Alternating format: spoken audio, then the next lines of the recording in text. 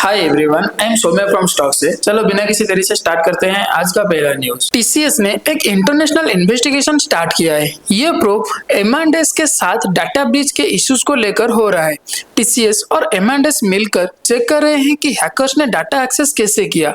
अभी तक exact detail सामने नहीं आया है, लेकिन कंपनी सिक्योरिटी सिस्टम को स्ट्रेंथन करने में लगा हुआ है। इसी के साथ अगर हम नेक्स्ट न्यूज के बारे में बात करें तो रिजर्व बैंक ऑफ इंडिया ने 2.69 ट्रिलियन रुपीस का सरप्लस फाइनेंशियल ईयर 25 के लिए गवर्नमेंट को ट्रांसफर करने का प्लान बनाया है।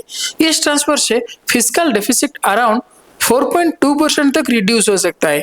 इकोनॉमिक कैपिटल फ्रेमवर्क रिवाइज किया गया है, जिसमें बफर्स का रेंज 5% प्लस माइनस 1.5% डिसाइड हुआ है। कॉन्टिजेंसी रिस्क बफर भी अब 7.5% रखा गया है। यह स्टेप इकोनॉमिक स्टेबिलिटी मेंटेन करने के लिए इम्पोर्टेंट माना जा रहा है। इसी के साथ अगर हम नेक्स्ट न्यूज के बारे में बात करें तो ट्रम्प ने कहा है कि यूरोपियन यूनियन के साथ ट्रेड डील करना थॉट रहा है। इस वजह से उन्होंने सजेस्ट किया है कि जून 1 से ईयू इंपोर्टेंट्स पर सीधा 50% टैरिफ लगना चाहिए। अगर प्रोडक्ट्स यूएस में बना है तो उस पर कोई भी टैरिफ नहीं लगेगा। यह डिसीजन ट्रेड टेंशन को और बढ़ा सकता है। ट्रम्प का फोकस हमेशा से डोमेस्टिक मैन्युफैक्चरिंग को प्रमोट करने पर लगा हुआ है। इसी के साथ अगर हम नेक्स्ट न्यूज के बारे में बात करें तो बजाज ऑटो ने नीदरलैंड सब्सिडरी BAIS ने एक कॉल ऑप्शन एग्रीमेंट साइन किया है। इस डील से BAIS PBSG में कंट्रोलिंग स्टेक ले सकता है, जिसके थ्रू KTM का कंट्रोल भी मिलेगा। 50,000 शेयर परचेज करने का भी प्लान है। अगर पूरा ऑप्शन एक्सरसाइज होता है तो पेरियर ग्रुप PBSG से एग्जिट करेगा। ये स्टेप बजाज ऑटो के ग्लोबल प्रेजेंस को और स्ट्रॉन्ग करेगा। इसी के साथ अगर हम नेक्स्ट न्यूज के बारे में बात करें तो सन फार्मा ने फाइनेंशियल ईयर 26 के लिए mid to high single digit revenue growth का टारगेट दिया है।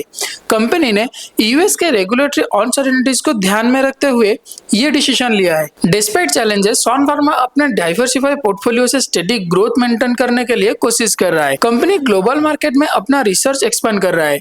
रेगुलेटरी रिस्क के साथ केयरफुल अप्रोच भी अडॉप्ट किया गया है। इसी के साथ अगर हम नेक्स्ट न्यूज के बारे में बात करें तो स्टेट बैंक ऑफ इंडिया ने बताया है कि आरबीआई के डिविडेंड के बाद फिस्कल डेफिसिट 20 से 30 बेसिक पॉइंट्स कम हो सकता है।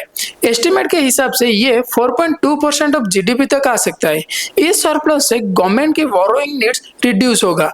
इसका पॉजिटिव इंपैक्ट कैपिटल एक्सपेंडिचर और इन्वेस्टर कॉन्फिडेंस पर पड़ेगा। फिस्कल कंसोलिडेशन के प्रोसेस को ये बूस्ट भी कर सकता है। इसी के साथ अगर हम नेक्स्ट न्यूज के बारे में बात करें तो JSW स्टील ने सुप्रीम कोर्ट का रुख किया है Bhushan power and steel liquidation को रोकने के लिए। कंपनी BPSL के एक्विजिशन इंटरेस्ट को सिक्योर करना चाहता है। पहले इस डील में JSW सक्सेसफुल बिडर रहा है।